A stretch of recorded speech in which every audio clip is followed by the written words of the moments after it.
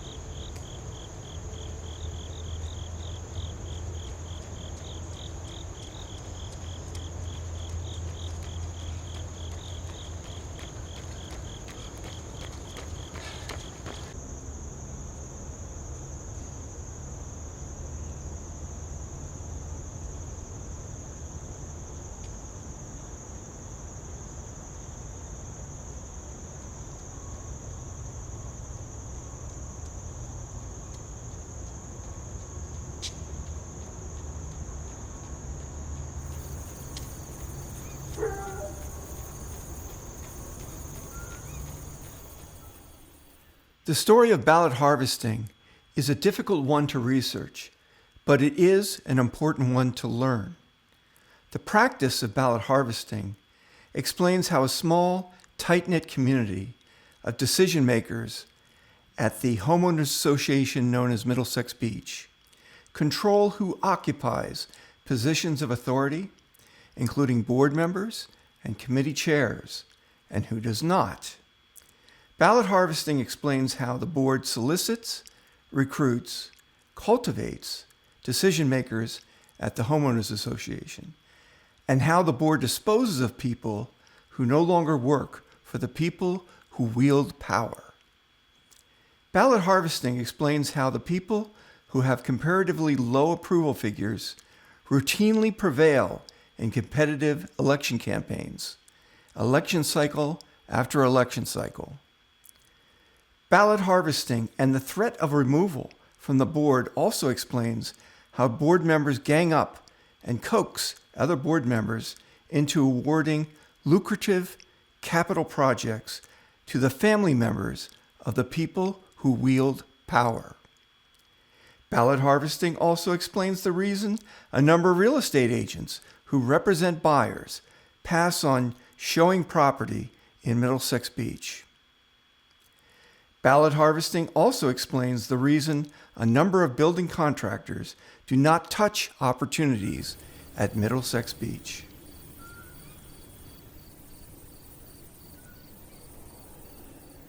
The term ballot harvesting may mean different things depending on the context of the discussion.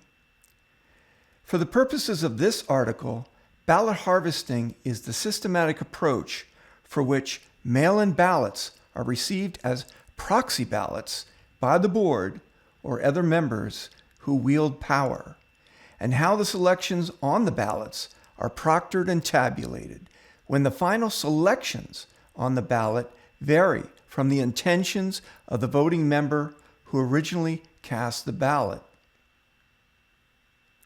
In the case where the board is named as proxy, ballot harvesting occurs when one or more members of the board alters the selections on the ballot without the explicit permission of the voting member who originally cast the ballot.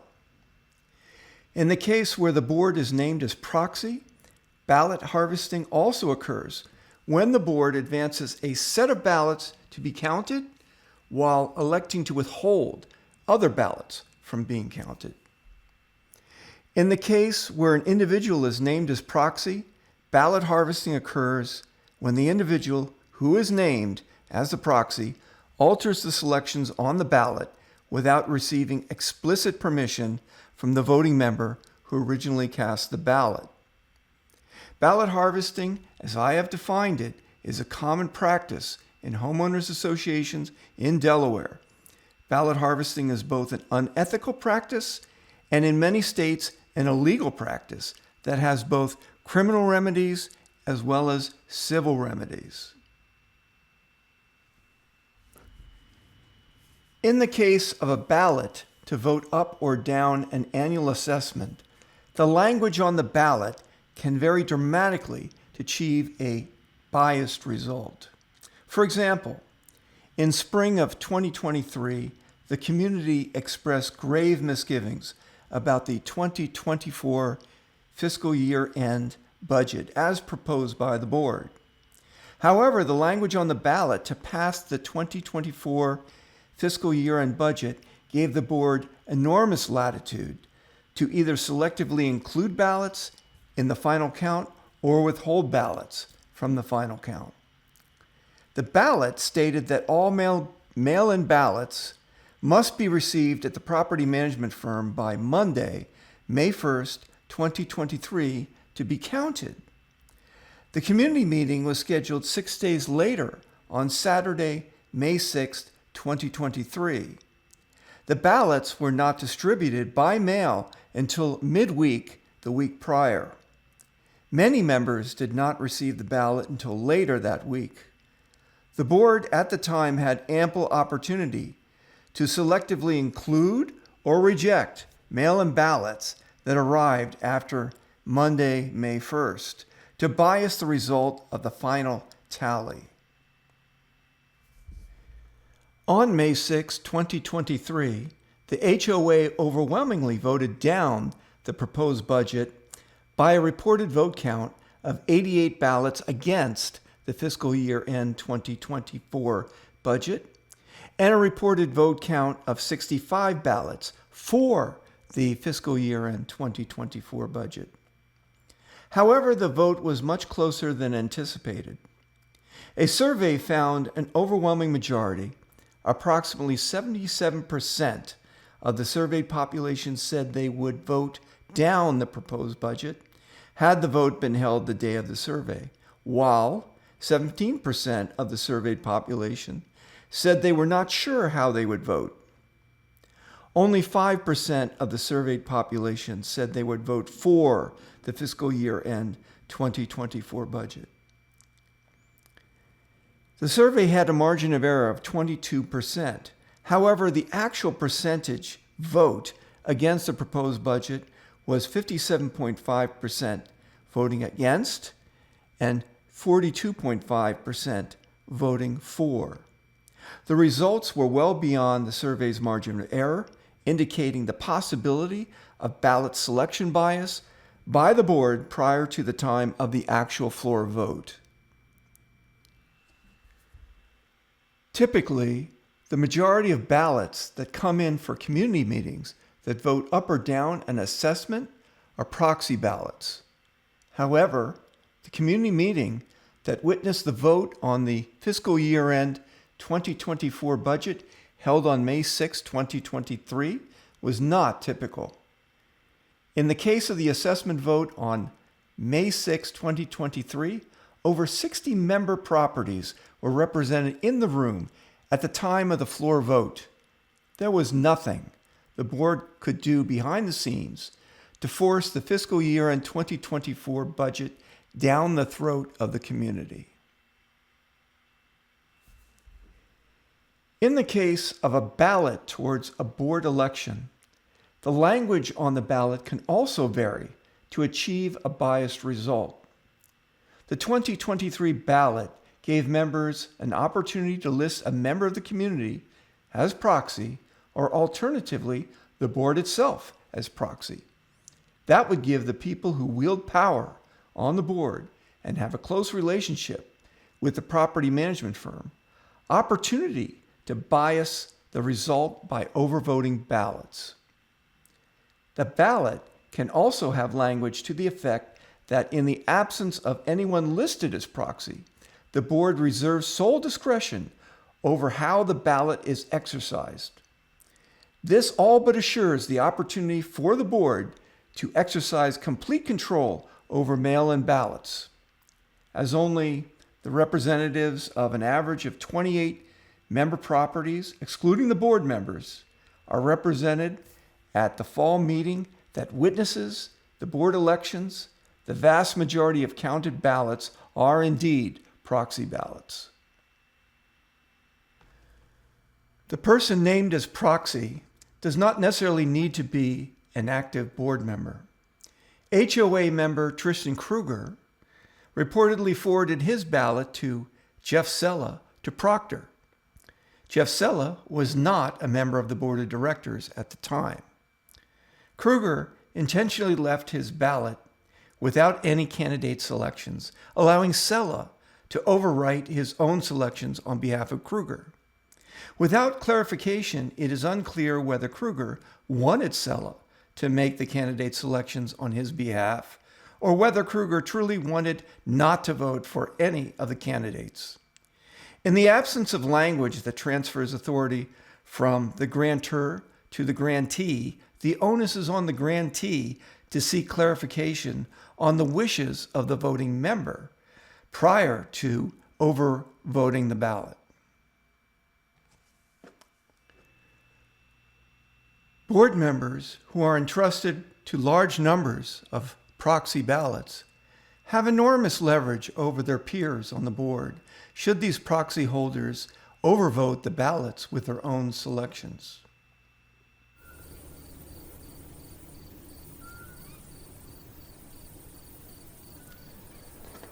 The board would have the membership believe that each residential member has one vote and that the vote from an officer on the board counts no more to the final tally than a vote from any other residential member.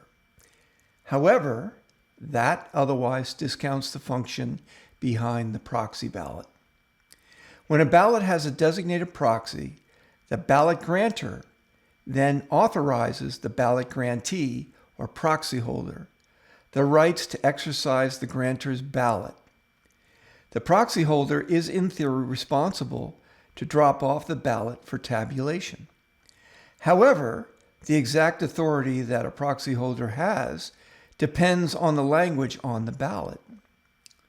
In some cases where the language on the ballot allows, the proxy holder can overvote the ballot, effectively altering the original selections on that ballot that the original voting member intended. The legalese on the MBA Association ballots changes frequently, and few people keep any records of the ballots prior to forfeiting the ballot to the property management firm for tabulation.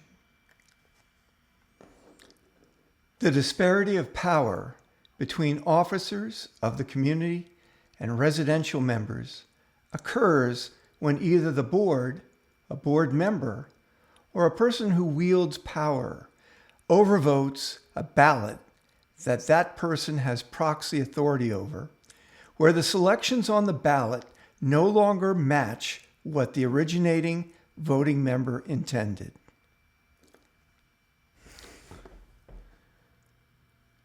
The board would have the membership believe that at the fall community meeting on Saturday, September 2nd, 2023, incumbent candidate Margie Sear won a seat on the board of directors for the 6th consecutive time. A survey proctored close in proximity to the election found that Sear had the lowest approval numbers when compared to all other officers in the community. Sear's approval numbers were lower than that of fellow incumbent candidate and board member Nora Alter, who sought re-election to a second 2-year term on the board. Nora Alter reportedly made little impact as a board member and largely voted in lockstep with then-President Paul Bradley. Sear's approval numbers were lower than that of Paul Bradley, who was also underwater on the survey. Bradley manipulated his peers to see to it that the board awarded his cousin Gene a $90,000 Capitol building project. The Capitol building project, which involved the construction of the guard shack at the corner of Bridge Road and Dune Road, came in at a staggering $900 per square foot and was reportedly $30,000 more costly than the closest competitive bid from local contractor Shore Home Improvements. After the board elections on September 2nd, 2023, Bradley stepped down as community president but remained on the board in accordance with the rules of the bylaws. Margie Sears' approval numbers were lower than that of Vice President Ron Thomas, whose personal issues were visibly apparent in the latter portion of his 2-year term. Thomas opted not to run for a second 2-year term. Sire reportedly received the third highest total of votes in a field of 7 candidates vying for one of 4 open board positions. Sire trailed behind frontrunner David Weeking, who reportedly received 128 votes, while Nora Alter found herself last in the vote tally and no longer a member of the board of directors. If community approval as measured by the survey approval numbers mattered, in 2023, Kerry Hall would be president.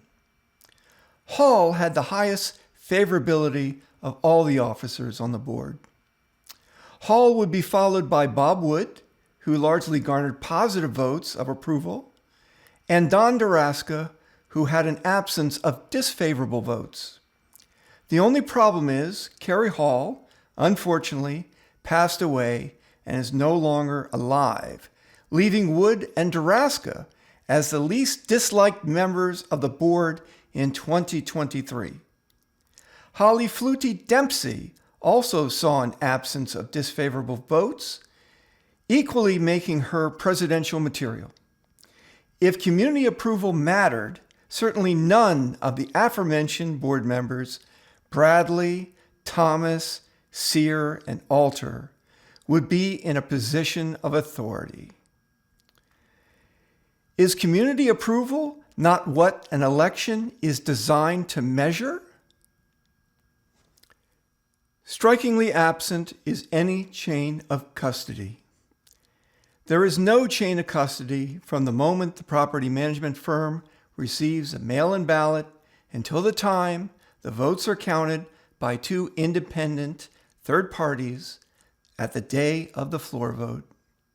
There is ample opportunity for the board or individual board members to alter ballots that come into their possession. It is also important to note that the property management firm reports to the board and not to the membership. Like the corporate lawyer, the property management firm serves at the pleasure of the board. In past board communications, the board stresses that the board takes election integrity very seriously. However, the board's recent decisions have weakened election integrity and not strengthened it.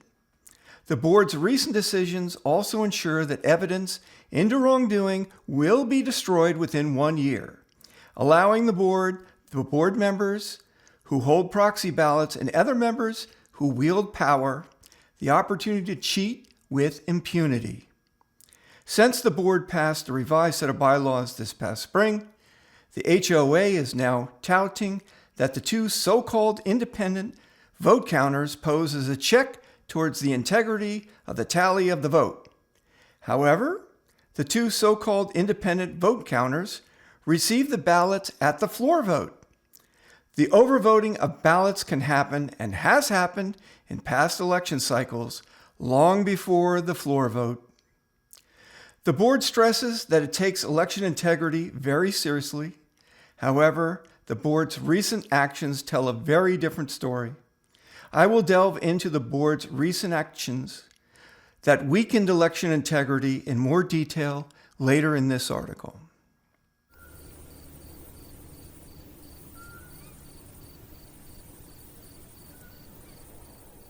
In 2010, then community president David Weeking approached me to run for a position on the board. I hesitated to do so.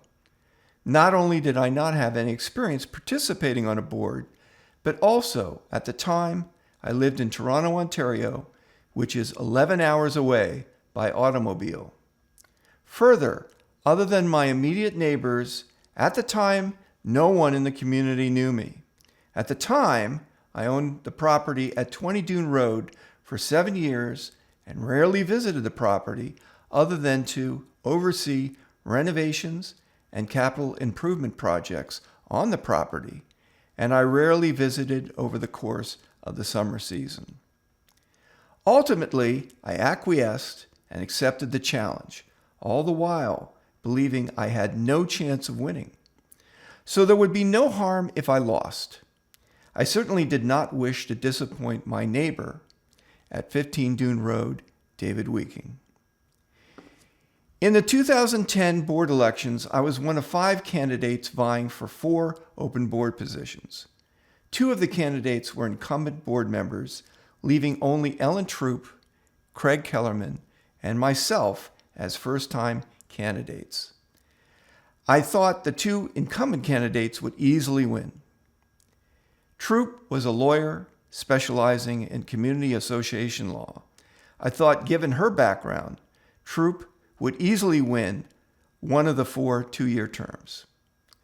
Craig Kellerman, who worked at a large international law firm, had a history of making financial donations to the community. I was fairly certain he would also win a spot on the board. The only positive thing on my biography was the fact that I was, according to Dave Weeking, the only owner of an oceanfront property who volunteered his time towards dune grass planting. Is that really a high distinction, worthy of respect and praise? I think not. I believe in nominating me for a position on the board, Weeking's motivation was to have me on the board rather than Craig Kellerman. In fact, he told me that. It was evident to me that Weeking did not want Kellerman on the board. The vote was taken, and I reportedly lost to Craig Kellerman for the 4th two-year term by 2 votes. I anticipated losing, but I could not believe I only lost to Kellerman, a known presence in the community, by 2 votes. But Weeking confirmed that as the spread. I thought at the time that the voting members of the community must have really liked my biography. There had to be a reason.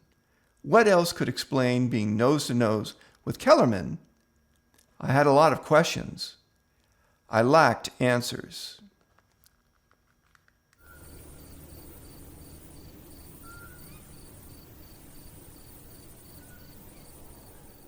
On July 29, 2018, I sent an email to then nominating committee chair Sharon Adams, indicating I wanted to run for a position on the board, officially becoming a nominee for the 2018 election cycle.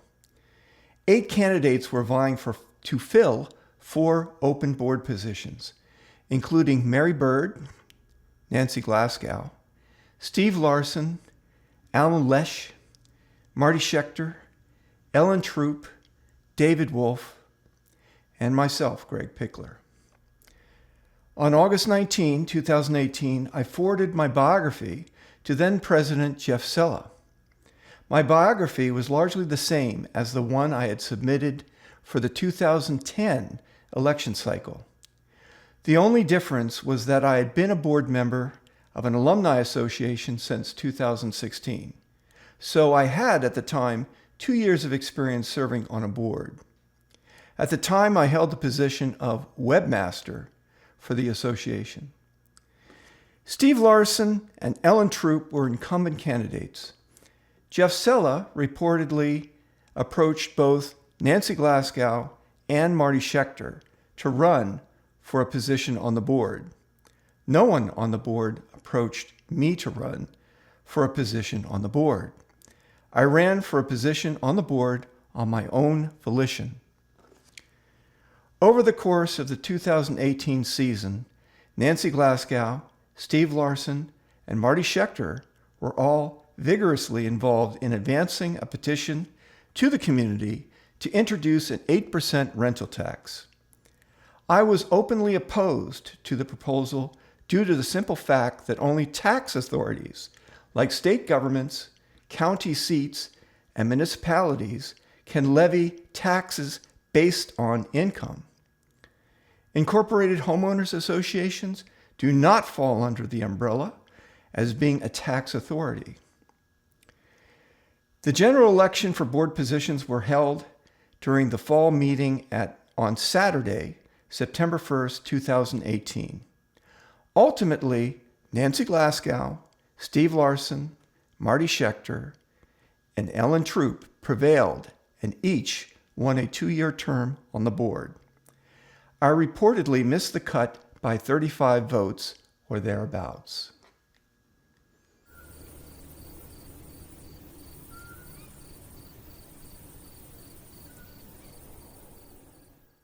On July 27, 2019, I again announced my candidacy for a position on the board and forwarded my biography to then-President Sharon Adams.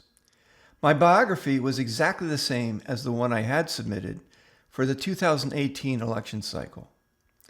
6 candidates were vying to fill 4 open board positions, including Judy Bennett, Margie Sear, Tristan Kruger, Mark O'Mara, Alex Sella, and myself, Craig Pickler.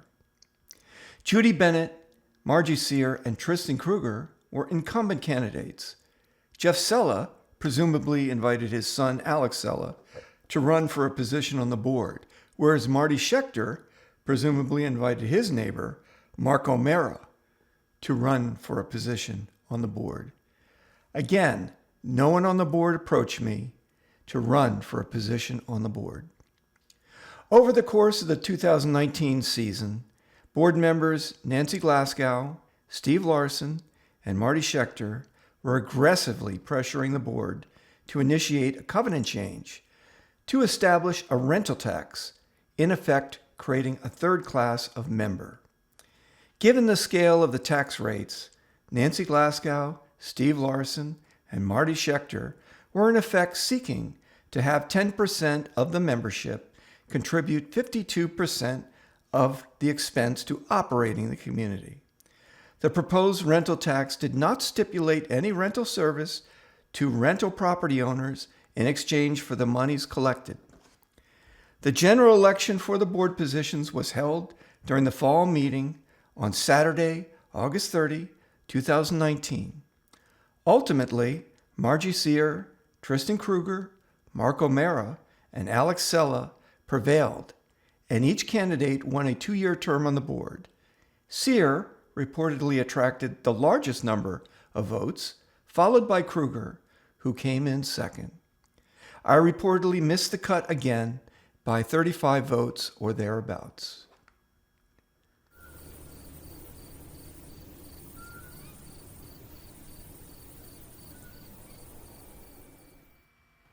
On September 26, 2019, or thereabouts, I received a call from former board member Tommy, not his or her real name. During the phone call, Tommy stressed that only people the board invites to run for a position on the board get elected. In looking back through the years, there is a strong correlation between the people who are invited to run for a position on the board and the ones who ultimately get elected. Occasionally, you see a person run who is not invited to run for a position on the board who gets elected. However, these situations are rare, and had the last name of the person who ran unopposed had been Raskauskas, the people who wield power would certainly have recruited someone, the spouse of or the child of, and would have likely thrown proxy ballots behind that person if history is any lesson. In 2008, Glenn Hamilton reported that a member of the board approached him to run for a position on the board. Hamilton won a 2-year term on the board. In 2018, then community president Jeff Sella reportedly invited Marty Schechter and Nancy Glasgow to run for a position on the board. Both Schechter and Glasgow won 2-year terms on the board against a large field of competitors.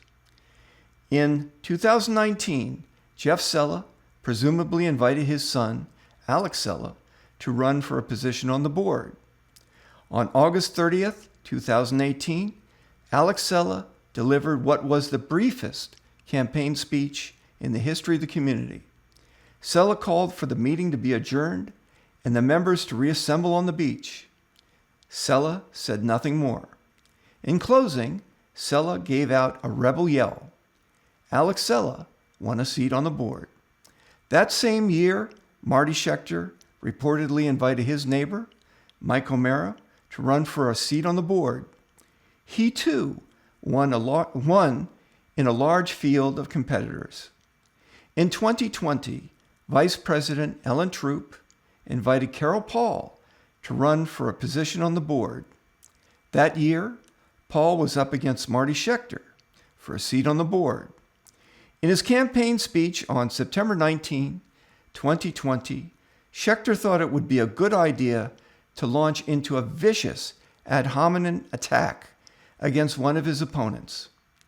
After doing so, not even his peers on the board, who reportedly held dozens of proxy ballots, could save his candidacy. Paul narrowly defeated Marty Schechter by 1 vote to take his seat on the board, leaving Schechter to backfill the balance of the 2-year term vacated by board member Mike O'Mara, who quit in the summer of 2020. Over the course of her tenure, Paul rarely attended board meetings. Paul did not seek a second 2-year term. The 2022 board election saw a number of new faces. In 2022, Margie Sear reportedly invited Jerry Kafka, Ron Thomas, and Paul Bradley to run for a position on the board. Kafka, Thomas, and Bradley all successfully won a 2-year term on the board. Either of these board members who invite fresh recruits to run for a position on the board have a keen eye for the talent and marketability out of a field of candidates, or alternatively, these board members and their peers on the board are taking deliberate action to ensure these candidates emerge victorious from hotly contested campaigns. Shortly after our phone conversation, I met with Tommy at her property in Middlesex Beach. During the meeting, Tommy told me about an incident where she visited the then community president, David Weeking, at his office at 15 Dune Road, along with another board member, in advance of an imminent board election.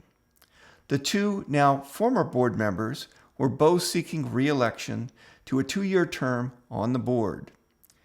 As the mood of the community was unfavorable towards the existing board members due to the board's willingness to engage in discussions with Blue Water Wind, the two now former board members were concerned about their prospects towards re-election.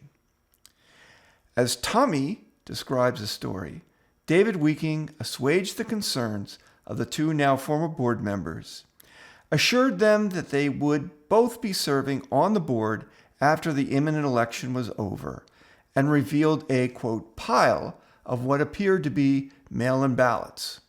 The pile included at least 30, perhaps 40 mail-in ballots. Tommy left the meeting with the understanding that Weeking intended to alter or overvote the ballots to redirect votes towards the campaigns of the two incumbent candidates. Finally, I had a bona fide tip from an insider that explains the predictable nature of election results. I was ready to rock and roll in investigating what I had, up until that point, found so perplexing. Advancing forward, in the summer of 2023, I confronted David Weeking about the allegations that Tommy articulated against him while meeting him on my outdoor deck. Weeking did not immediately deny the allegations. In fact, after I recited Tommy's allegations, there was a noticeable period of silence as Weeking stared into space.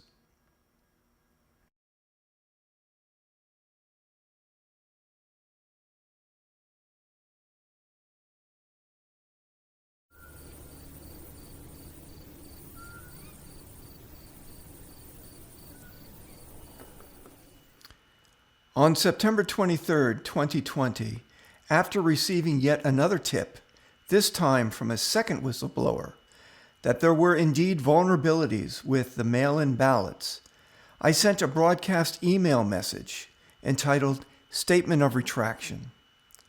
In the body of the broadcast email message, I write, "The MXB Wire has retracted the article. After receiving information from a number of former board members into election tampering, and in particular, a scheme otherwise known as ballot hijacking. If the accounts and allegations are true, the election results more reflect the will of the person or persons in authority who orchestrated and directed the third parties to effectively steal the election rather than the will of the community members." On September 25th, 2020, at 7:28 a.m., board member Margie Sear sent me an email message denying any impropriety on the part of the board. Sear writes, "What the heck are you talking about, and why would you say such things? There is absolutely no truth to these published statements in any way, shape, or form. If you're going to make allegations like this, you owe us an explanation for this." Signed, Margie. I promptly sent Margie a response asking if she would agree to be interviewed so I could better understand the election process as a whole. On September 25th at 7:41 a.m., board member Sear sent me an email message reply, brushing aside the interview request while demanding an apology. Sear writes, "You owe us an explanation and an apology promptly." Signed, Margie. I again promptly responded to Sear's second email message, assuring her that I would investigate the allegations in more detail. I publicly stated that, in fact, I did not know whether members of the community were altering ballots, only that there reportedly had been a practice of doing so historically. I wrote back to Sear stating that the reports of the history of tampering were made by former board members, and I was simply reporting what was being reported to me. Sear promptly wrote back to me at 8:34 a.m. that same day. Sear writes, "It is 100% pure bunk. You should know better than to publicly print such unverified information. It spreads fake news and harms the community. You owe me and every member of the community an apology right away." Signed, Margie. From the tone of her communication, Sear certainly projects an impression that she means business.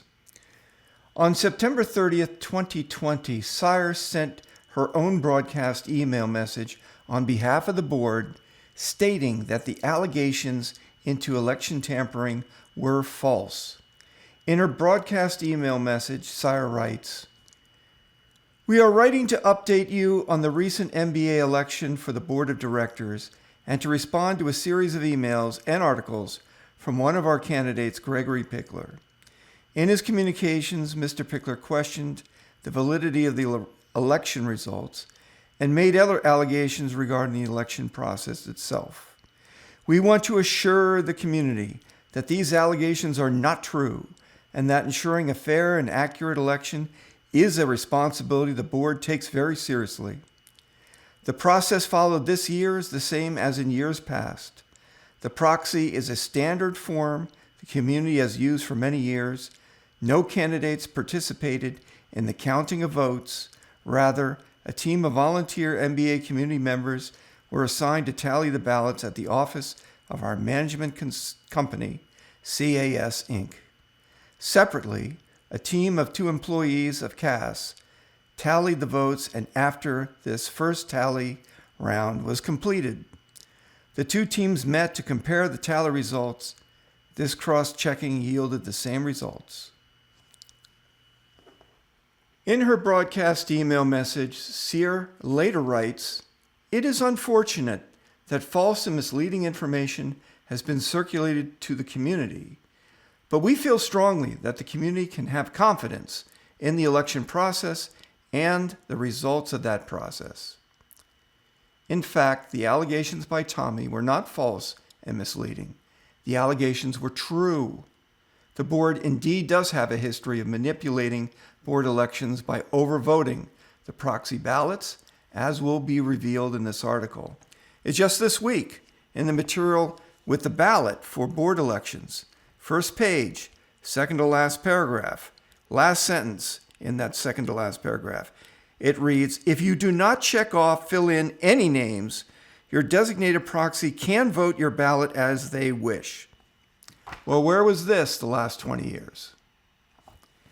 In any event, I never apologized to the board or the community as a whole for advancing the allegations of a former board member. They were true. I later walked back some of the comments that I made as I did not have direct evidence that the 2020 election was tampered with. I only had suspicions at that point that it had been tampered with. I needed further evidence, and I knew how to go about getting it.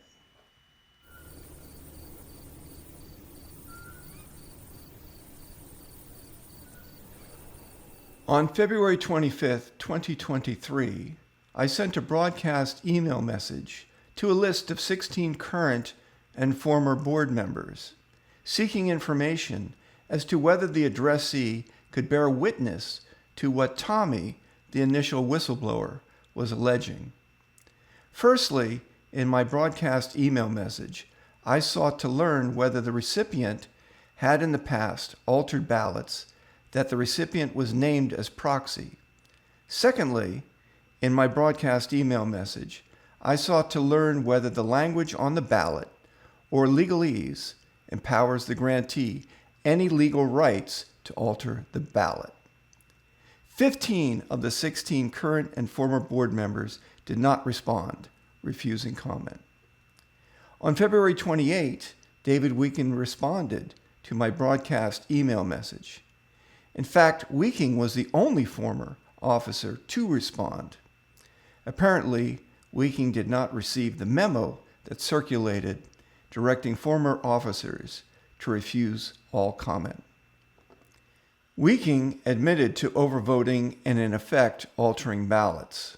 He writes, in my time, if anyone named me as proxy holder, I would distribute the votes evenly so that it wouldn't have an actual effect on the winner. I don't recall more than 10 such ballots ever being returned that way, and usually fewer than that. There was one year where I couldn't distribute the votes equally among the 5 candidates, and believe I voted for the incumbents on all ballots, and split the remaining votes so that each non-incumbent received the same number of votes.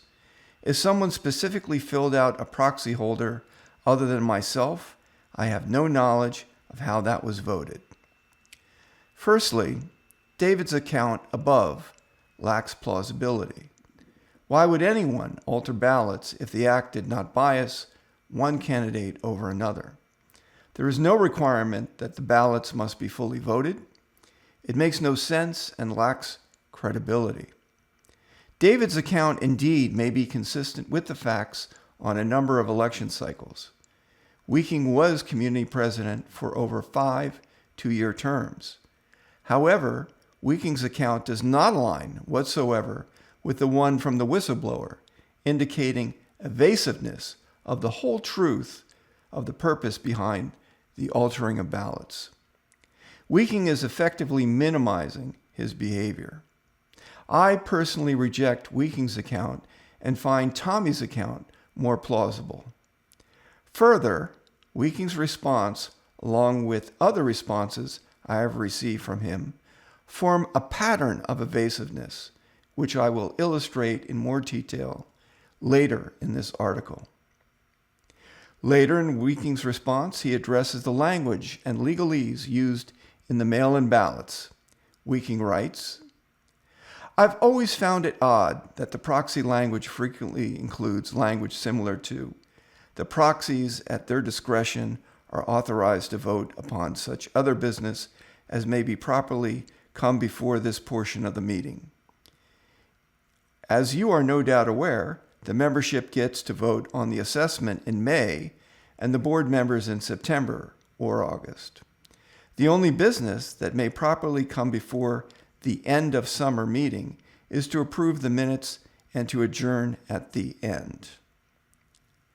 Not even Weeking, who has presided over the community as president for over 5 two-year terms, can articulate the dynamic nature of the language and legalese on the ballot that sets out the handling of proxy ballots and whether the grantee of the proxy ballot is empowered to alter the selections of the grantor's ballot. Yet, he overvoted the ballots he was named as proxy anyways. Given ever-changing language and legalese that the community spews on the ballot, if you think you understand how a proxy ballot works and what the grantee of a proxy ballot is empowered to do and not do, then you don't understand the legal treatment behind the proxy ballot.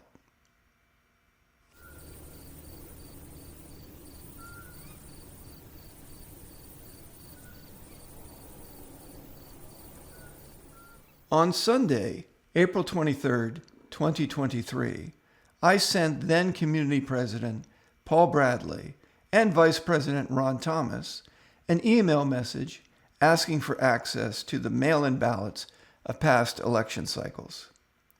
I wanted to see if I could determine how the ballots were being altered, who was altering them, and what effect to the elections, if any, the alterations had. On Friday, April 28, 2023, Paul Bradley responded to my request, denying access to the corporate documents.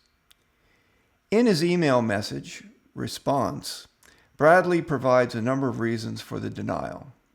Bradley writes, "All books and record requests require that a proper purpose be stated to review the records, and your request fails for the following reasons. A proxy gives the holder of the proxy the right to take the action specified in the proxy document, or, if no particular action or instructions are specified, to take action as he or she deems appropriate on behalf of the member giving the proxy. You have stated that one or more unnamed proxy holders voted on behalf of certain unnamed members, given the proxies which, on its face, is a proper act. A mere curiosity about how proxy holders may or may not have fulfilled their duties without any meritorious allegations or credible evidence of wrongdoing does not constitute a proper purpose. B, simply having an evaluative interest about the actions of certain proxy holders over the past 6 elections is a fishing expedition without a proper purpose. C, your request is vague and thus improper, in that you do not identify the, quote, former board member and president, unquote, or any other board members who you claim used a proxy in an improper manner when that event occurred or that it had an effect on an election. In reading Bradley's response, I was quite certain that had the man been tasked to manufacture another set of reasons for denying access to the corporate documents, he would have easily done so. I certainly had no intention of volunteering the identity of the first whistleblower. Had I given up Tommy, the first whistleblower, the board or an active board member would have harassed him or her to disavow his or her statements in short order, as was done to Janice, who I interviewed for the article, Investigative Reports Passed Over, Part 1 of 2. So I elected to wait him out, and I had insider information at the time that his tenure as community president was likely coming to an end. On August 8, 2024, I sent an email message to Community President David Weeking, Bradley's successor, again asking for access to the corporate documents. On August 13, 2024, Weeking responded, denying the request. In his response, Weeking parrots Bradley's reasons for denying the request. I thought that this was odd, since in a private conversation that I had with Weeking on my outdoor deck over the course of the summer of 2023, Weeking had assured me that any member or shareholder can gain access to what are otherwise corporate documents. The only legitimate reason a homeowners association would have to deny such a request was if the bylaws specifically call for all elections to be held by secret ballot. Weeking's opinion in 2023 aligns with that of litigation specialist Dean Campbell. However, Weeking's reasons for the denial went further than Bradley's reasons. Speaking about the 2023 board election, Weeking writes, "You are factually incorrect. Board members did not handle the ballots and did not count the ballots. Rather, the property management representatives counted the ballots, and the counting was checked by 2 MBA members who were not board members. There was no board involvement." This assertion runs counter to one of Dave's earlier accounts. In his email response on February 28, 2023, Weeking stated that he, in fact, did gain access to the mail-in ballots and that he was, in fact, altering ballots. If true, then the policy of how ballots are handled have fundamentally changed since Weeking's tenure prior to 2016. Even if that were true, even if you could take what Weeking says on face value, there is no mechanism to prevent the board from changing how ballots are handled over the course of the next election cycle.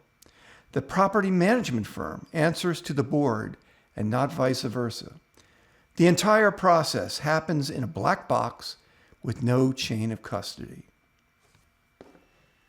I researched Weeking's assertion, which parroted those made by Bradley, that my request lacked a, quote, proper purpose. Here is the legal opinion that resulted. 8 Delaware C, Section 220, also known as Section 220 of the Delaware General Corporation Law, gives stockholders of a Delaware corporation a qualified right to inspect the company's books and records. For a stockholder to be able to inspect the books and records of a corporation, they must meet certain requirements. The demand must be in writing and under oath, stating a, quote, proper purpose for the inspection. A, quote, proper purpose is defined as a purpose that is, quote, reasonably related to such person's interest as a stockholder. The demand must also describe the purpose and the record sought with, quote, reasonable particularity. And the records must be, quote, specifically related to that purpose. In this case, Weeking's is referring to the legal requirement outlined in this section of the Delaware Code for a stockholder to be granted access to corporate records. His denial suggests that your request, in his view, did not meet these specific legal requirements, particularly the part about stating a, quote, proper purpose, and describing the records sought with the reasonable particularity. Investigating potential corporate mismanagement or wrongdoing is generally considered a proper purpose under Section 220. However, the stockholder must establish a, quote, credible basis to suggest that mismanagement or wrongdoing may have occurred. This is a low burden of proof, but it's not a right to inspect the records out of, quote, mere curiosity. Other than the lack of my request being made under oath, none of Bradley's nor Weeking's arguments that parrot those of Bradley have merit. According to the legal opinion above, I certainly have sufficient evidence to demonstrate that wrongdoing has occurred in proctoring past elections.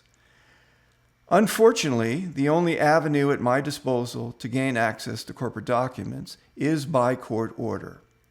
The board is likely aware of this possible move as well. The board took steps to ensure no legal proceeding were to ever commence. The board moved to conducting elections by secret ballot.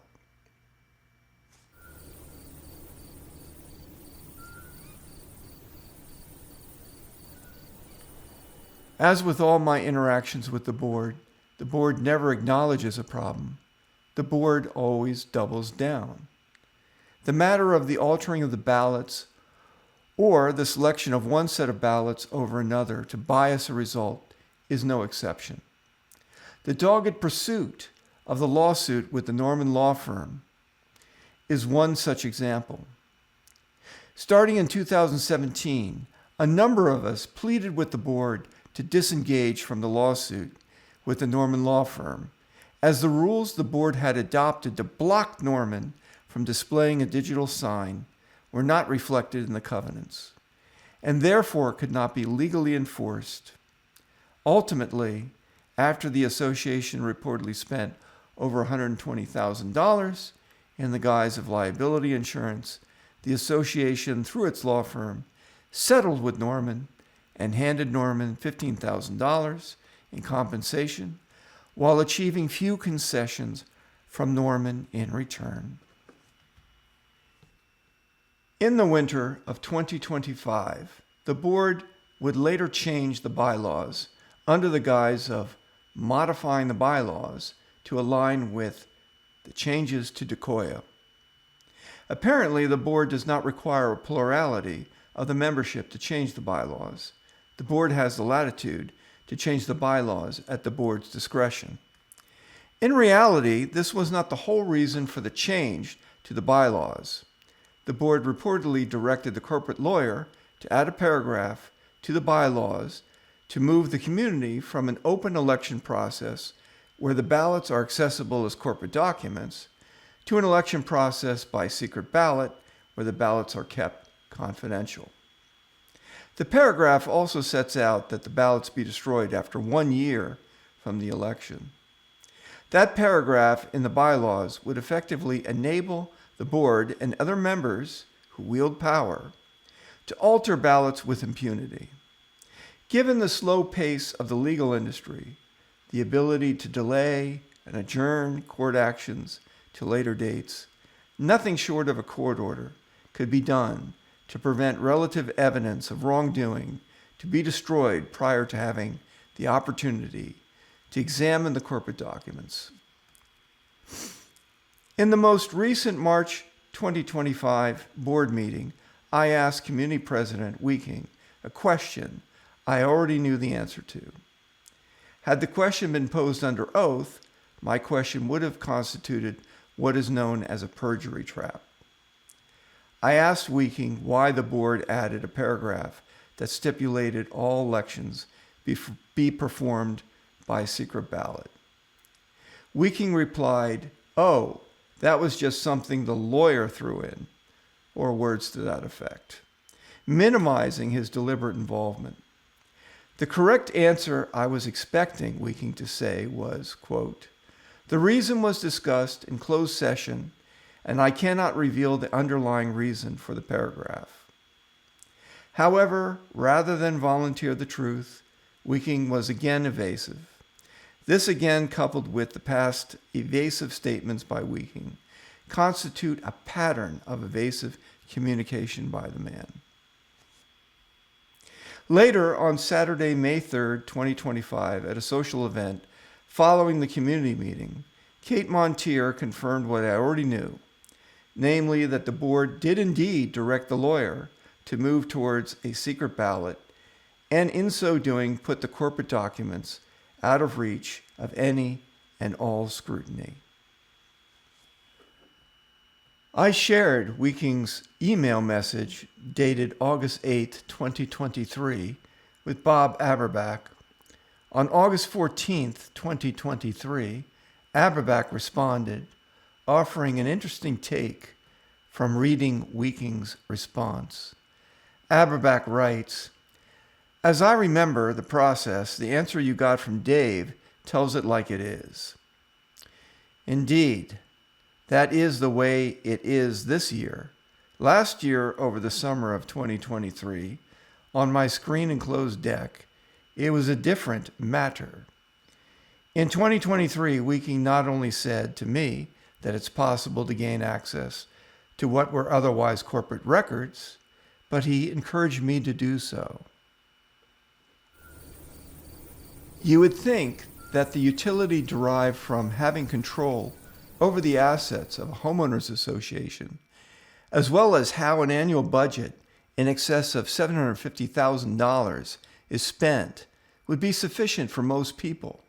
However, a number of people who wield power, the need for control does not necessarily stop there. A number of people who wield power also seek to exercise control over communication. What community members say, both within and outside the community, can become material, particularly if these individuals believe what is being said can affect property values in the community. In 2020, I received a tip from a real estate agent that a number of agents who represent the buyers were reluctant to show buyers property in Middlesex Beach.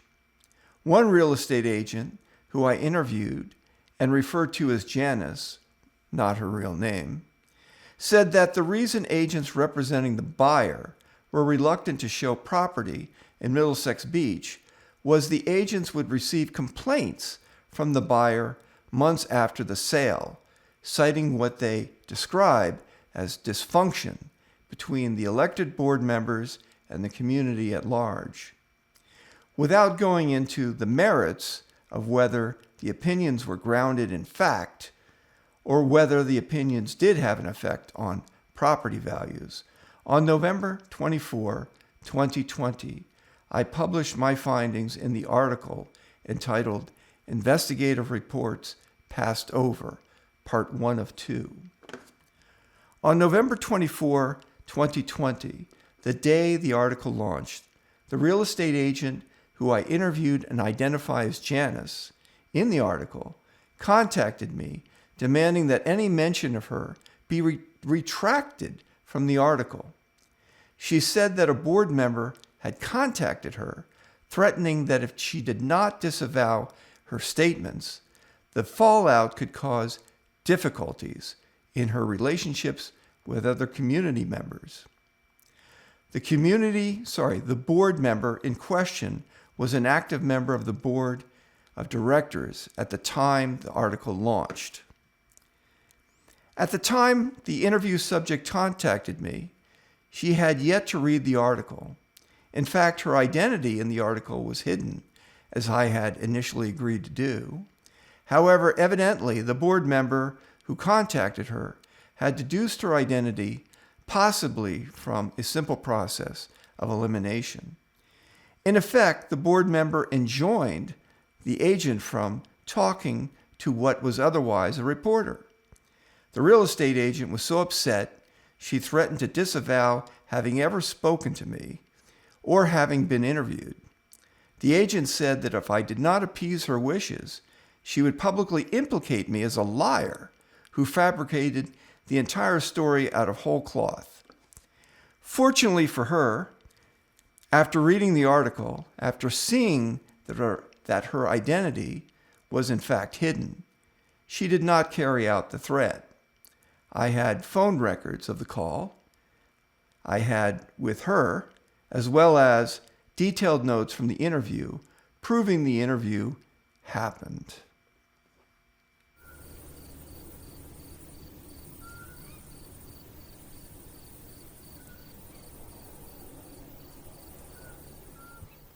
The case study of board member Ellen Troop illustrates how the people who wield power on the board dispose of other board members when these board members no longer work for them.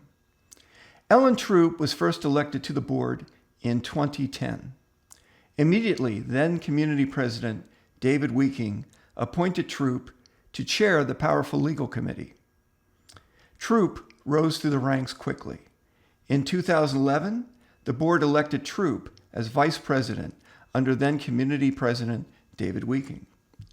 Troop remained as vice president, serving under 3 different presidents, including David Weeking, Sharon Adams, and Jeff Sella. On the election of Margie Sear as president in 2020, Troop's responsibilities on the board began to wane. The board elevated Steve Larson, Sier's hand-picked successor, as vice president in lieu of Troop. the board handed Troop the role of secretary, relieving Tristan Kruger of that responsibility. Prior to 2022, Tristan Kruger held the secretary position. Finally, in 2022, the people who wield power on the board squeezed Troop off the board, presumably by way of proxy ballot. The people who wield power on the board replaced Troop and a number of other incumbent candidates with a number of fresh faces, ergo first-time candidates, including Don Daraska, Bob Wood, Kerry Hall, and Holly Flutie Dempsey. Evidently, Margie Sear and the people loyal to Sear thought it was time for Troop to go. Troop was reportedly upset. Troop is quoted as saying, quote, "I can't believe they voted me off the board." Troop was not referring to the community. She was presumably referring to the board members who wield power via the proxy ballots. In 2021, Kruger was also squeezed off the board.